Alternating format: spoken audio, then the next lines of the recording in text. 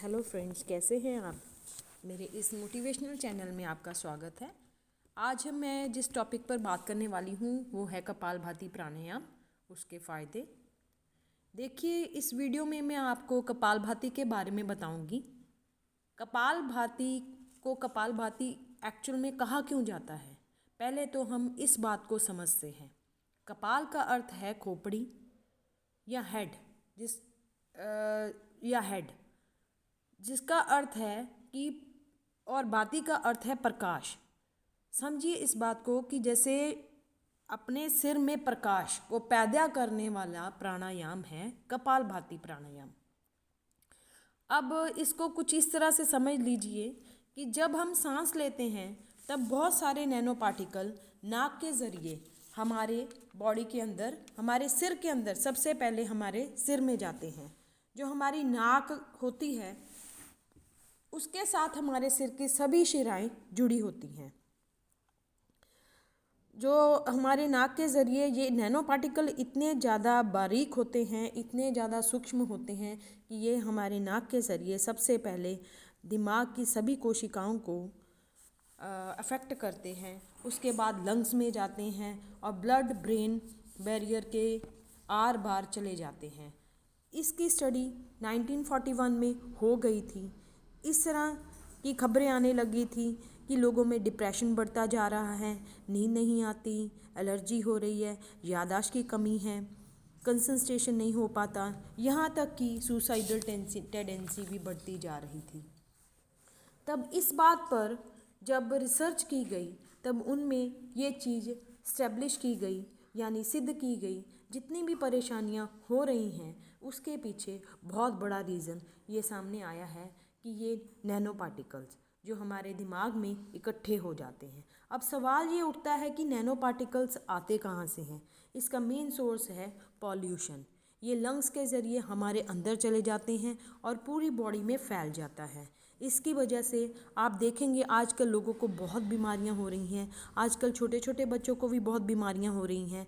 अगर आप deep breathing करते हैं तो आपकी लंग्स की कैपेसिटी बढ़ती चली जाती है और आप इन बीमारियों से बच सकते हो।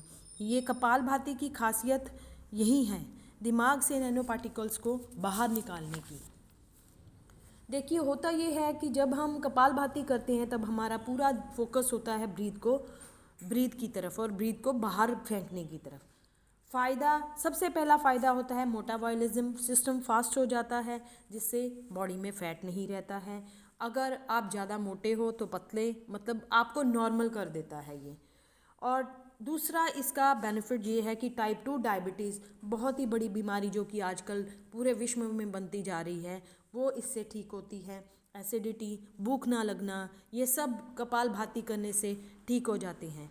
45 दिन आप इसको लगातार कीजिए, उसके बाद देखिए आपकी सभी परेशानियां दूर होंगी। हाई कोलेस्ट्रॉल दूर होता है। और इसको देखिए करना कब है, इसको मॉर्निंग के समय में आप कीजिए। और अगर आपके पास मॉर्निंग टाइम नहीं है तो आप इवनिंग में इसको कर सकते हो, लेकिन उसके पहले आपने 4 घंटे पहले खाना खाया होना चाहिए। और इसकी शुरुआत आप 2 मिनट से कीजिए। अगर आप बिगनर हो, 20 बार करना है 2 मिनट में आपने। और इसके बाद आप हर हफ्ते इसको 1-1 मिनट बढ़ाते जाएं।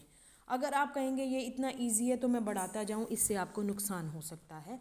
अगर आप बताए गए तरीके के हिसाब से करोगे तो आपको नुकसान नहीं होगा। इसका बेहतर तरीका यही है कि 2 मिनट की शुरुआत से आप शुरू कीजिए और हर हफ्ते इसका 1-1 मिनट बढ़ाते चले जाइए।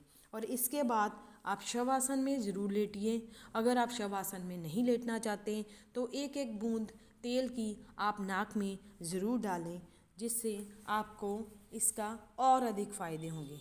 और अब देखिए कौन लोग इसका प्राणायाम, ये जो कपालभाति, नहीं करें। सबसे पहली बात, जिनकी सर्जरी हुई है, जो महिलाएं जिनको पीरियड्स आते हैं, प्रेग्नेंट लेडीज़, इसको बिल्कुल ना करें। और किनके लिए करना बहुत ज़रूरी है ये भी समझिए आप। जो स्मोकिंग करते हैं या बहुत ज़्यादा पोल्यूटेड एरिया में रहते हैं, उनको कपालभाति प्राणायाम बिल्कुल नहीं करना चाहिए। और सबसे बड़ी बात इसकी, जो सबसे बड़ा बेनिफिट ये है कि इससे लॉन्ग टर्म जो मेमोरी है वो बहुत ज़्यादा अच्छी हो जाती है। इसको शत क्रिया भी